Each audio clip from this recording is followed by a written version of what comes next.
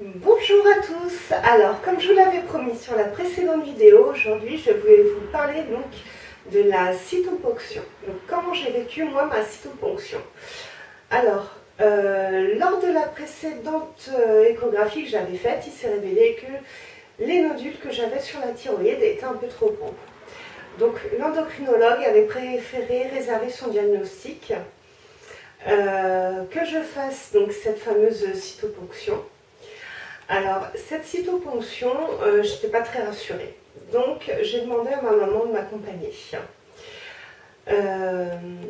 En soi, au final, une fois l'examen passé, je me suis dit, j'aurais pu y aller toute seule parce que finalement, c'est vraiment pas grand-chose. Alors, comment ça se passe? En fait, vous entrez, on vous fait rentrer donc, dans une salle d'échographie. Comme toute salle d'échographie, donc il y a le fauteuil en position allongée, bien évidemment. Le monitoring juste à côté. Et en fait, donc là, il y a deux personnes qui s'occupent de vous. Il y a donc la personne qui va pratiquer la ponction et donc la personne qui va en fait pratiquer l'échographie, donc c'est l'échographe tout simplement. Les deux personnes sont deux échographes en réalité. Donc l'un a l'appareil pour que la thyroïde apparaisse sur le monitoring et l'autre pratique donc la ponction. Donc on vous met en position en fait allongée, le menton doit être bien relevé. On vous demande d'avoir les yeux en fait grands ouverts. On vous dit voilà, à 3, vous allez arrêter de respirer, vous ne devrez pas déglutir et il ne va pas falloir avoir des battements de cils, il ne va pas falloir cligner des yeux ou quoi que ce soit, vous ne bougez absolument pas.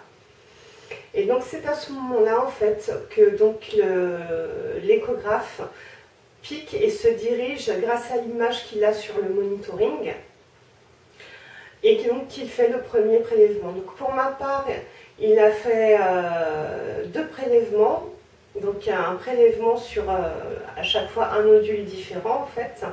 Donc deux nodules ont été prélevés.